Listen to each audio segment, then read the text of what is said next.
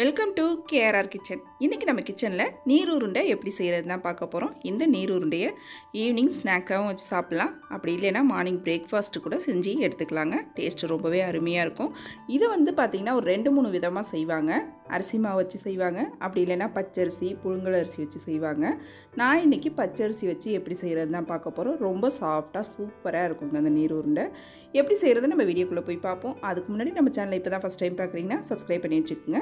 இப்போ வாங்க அந்த நீர் உருண்டை எப்படி செய்கிறதுன்னு பார்த்துடலாம்.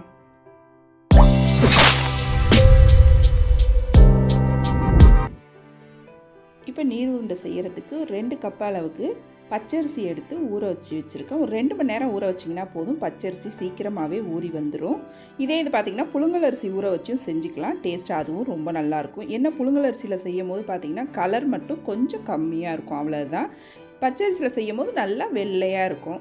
இப்போ இந்த அரிசியை மிக்ஸி ஜாரில் சேர்த்து கொஞ்சமாக தண்ணி விட்டு லைட்டாக கொரப்பாக இருக்கிற மாதிரி அரைச்சி எடுத்துக்கோங்க. ரொம்ப நைஸாக அரைக்காமல் கொஞ்சம் லைட்டான நைஸ் ரவை இருக்கும்னா அந்த பதத்துக்கு அரைச்சி எடுத்துக்கோங்க.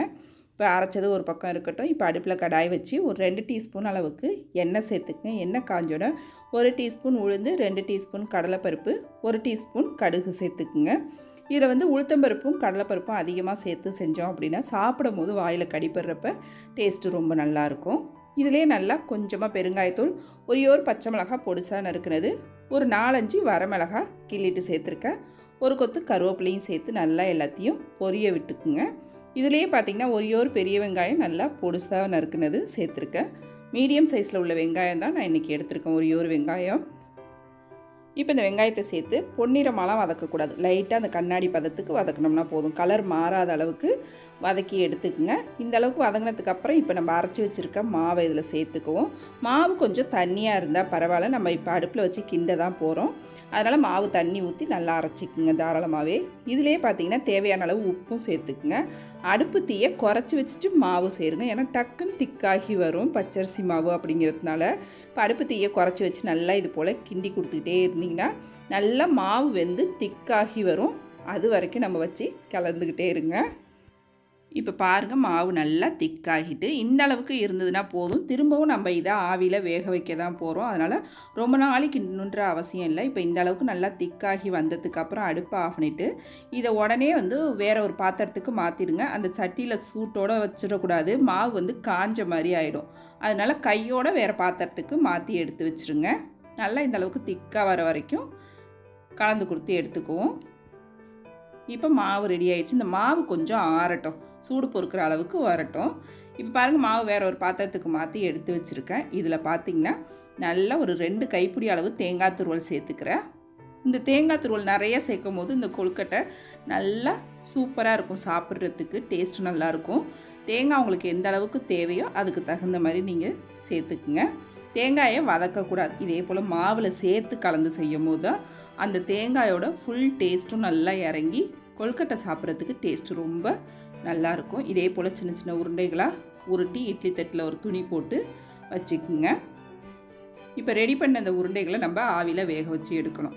இட்லி பானையில் தண்ணி நல்லா கொதி வந்ததுக்கப்புறம் இந்த உருண்டைகளை எடுத்து வைங்க. எடுத்து வச்சு ஒரு மூடி போட்டு நல்லா ஒரு 10 நிமிஷம் வேக வச்சோம்னா போதும், டக்குன்னு வெந்து வந்துடும். இப்போ இது வேகட்டும். வெந்ததுக்கப்புறம் நம்ம பார்ப்போம்.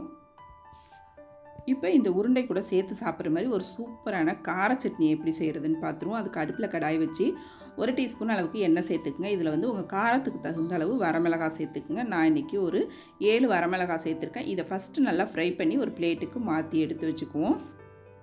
திரும்பவும் அதே எண்ணெயில் பார்த்திங்கன்னா ஒரு 10-15 பூண்டுப்பல், அதே போல் அதே அளவு சின்ன வெங்காயமும் ஒரு 10-15 சேர்த்துக்கிறேன். இப்போ இது லைட்டாக வதங்கி வரட்டும். ஒரு பாதி அளவு வதங்கி வந்ததுக்கப்புறம் இதில் ஒரு தக்காளி பழம் சேர்த்துக்குங்க. இது எல்லாமே பார்த்திங்கன்னா ஃபுல்லாக வதக்கணுன்ற அவசியம் இல்லை, ஒரு 3/4 வாசி வதக்கணும்னா போதும். அந்த வெங்காயம் பூண்டோட பச்சை வாடை லைட்டாக இருந்தால் தான் சட்னி நல்லா டேஸ்ட்டாக இருக்கும். இதிலே ஒரு கொத்து கருவேப்பிலை சேர்த்து நல்லா வதக்கி எடுத்துக்கிட்டேன். இப்போ இது நல்லா ஆற வச்சு எடுத்துக்குவோம். ஆறுனதுக்கப்புறம் மிக்ஸி ஜாரில் எல்லாத்தையும் சேர்த்து அரைச்சிக்குவோம். இப்போ ஃபஸ்ட்டு மிளகாய், அதில் வதக்கி வச்ச வெங்காயம் தக்காளி பழத்தை சேர்த்துக்குவோம். வெங்காயம் தக்காளி பழம் சேர்த்ததுக்கப்புறம் ஒரு சின்ன துண்டு புளி, அப்புறம் சட்னிக்கு தேவையான அளவு உப்பு சேர்த்து தண்ணி ஊற்றாமல் நல்லா நைஸாக அரைச்சி எடுத்துகிட்டு வந்துக்குங்க.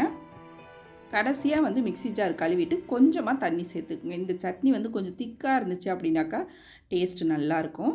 இப்போ இதுக்கு தாளிப்பு பார்த்திங்கன்னா எப்போதும் போல தான் சட்னி தாளிக்கிற மாதிரி கடுகு, உளுந்து, கருவேப்பிலை, பெருங்காயத்தூள் கொஞ்சம் சேர்த்து தாளித்து கொட்டிட்டோம்னா அவ்வளோதான், நம்மளோட சூப்பரான கார சட்னி ரெடிங்க. இது வந்து இந்த கொழுக்கட்டைக்கு மட்டும் இல்லை, இட்லி தோசைக்கெலாம் இந்த சட்னி ரொம்பவே அருமையாக இருக்கும். ட்ரை பண்ணி பாருங்கள்.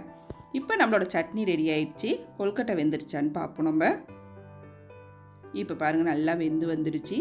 கொழுக்கட்டை வெந்தோடனே மேலே பாருங்கள் நல்லா ஷைனிங்காக சூப்பராக இருக்குது பாருங்கள். இப்போ லைட்டாக அமுக்கி பார்த்தோன்னாலே தெரியும் கொழுக்கட்டை வெந்தது. இப்போ நம்ம எடுத்துக்குவோம். எந்த அளவுக்கு நல்லா வெந்து சூப்பராக சாஃப்டாக வந்திருக்கு பாருங்கள் கொழுக்கட்டை. ரொம்ப அருமையாக நம்மளோட நீர் உருண்டை ரெடி ஆகிடுச்சிங்க. இந்த நீர் உருண்டைக்கு இந்த கார சட்னி ரொம்பவே அருமையாக இருக்குங்க. இந்த 2 ரெசிபியும் ட்ரை பண்ணி பாருங்கள். ட்ரை பண்ணி பார்த்துட்டு எப்படி இருக்குன்னு எனக்கு கமெண்ட் பண்ணுங்கள். என்னோட இந்த ரெசிபி பிடிச்சிருந்ததுன்னா லைக் பண்ணுங்கள், ஷேர் பண்ணுங்கள். மறக்காமல் நம்ம KRR கிச்சனை சப்ஸ்கிரைப் பண்ணி வச்சுக்கோங்க. நாளைக்கு வேற ஒரு ரெசிபியோடு சந்திப்போம். தேங்க்ஸ் ஃபார் வாட்சிங்.